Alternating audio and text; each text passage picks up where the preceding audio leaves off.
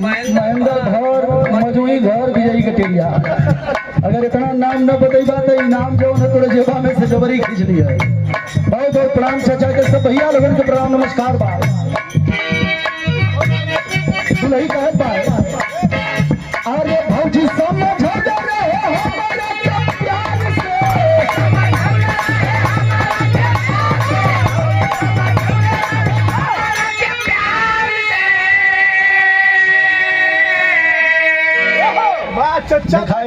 लक्ष्मी बिहार से आलू है कि तू पकड़ा देख के चर्चा तो इतना टाइम में खींचना है। ब्लू लाइन देशी हराम शुद्धता की 200% गारंटी है। इनमें मिलावटी 1% ना है। वही के देख के यार इतना टाइम ले खींचनी। बहुत गलत जगह दे दिला भैया, लेकिन सही है। गर्मी है, इनमें नींबू का मात्रा बढ़िया है। ला सुशील कवि जी तू पकड़ा रही है।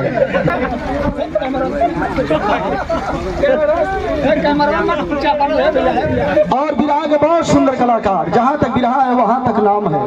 अब वही हाल ही में हम लोगों के बिरहा बनारस में हम रली मुद्रिका भाई रलन और सुधीर भाई रलन और अमृतलाल यादव जी रहलन और हम लोगों के गुरुजी विजयलाल यादव जी।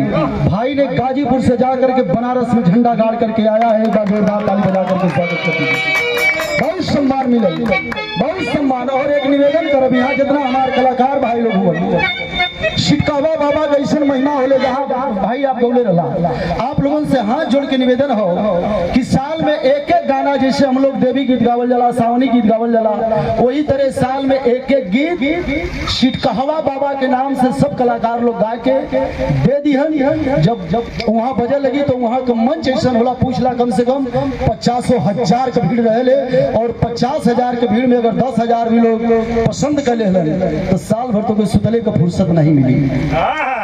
भाई के नाम पर, मुद्रिका भाई के नाम पर एक बार जोरदार ताली बजा के आप सब स्वागत करेंगे। माला देलन, पुरस्कार देलन और मम्मा भी हो कहा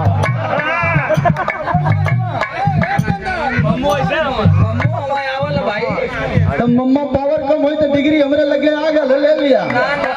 कम ना होला। अच्छा कम ना होला। अरे भौजी समझ